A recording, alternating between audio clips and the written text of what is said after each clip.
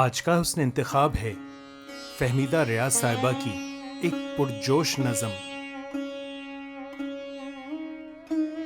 कुछ लोग तुम्हें समझाएंगे, कुछ लोग तुम्हें समझाएंगे, वो तुमको खौफ दिलाएंगे।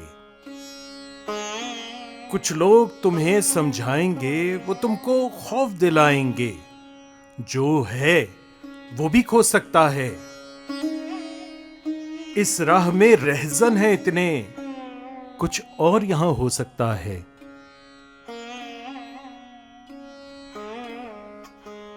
कुछ और तो अक्सर होता है,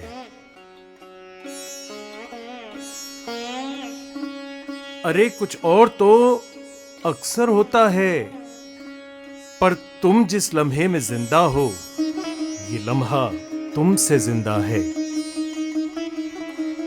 ये वक्त नहीं फिर आएगा, तुम अपनी करनी कर गुजरो, जो होगा देखा जाएगा।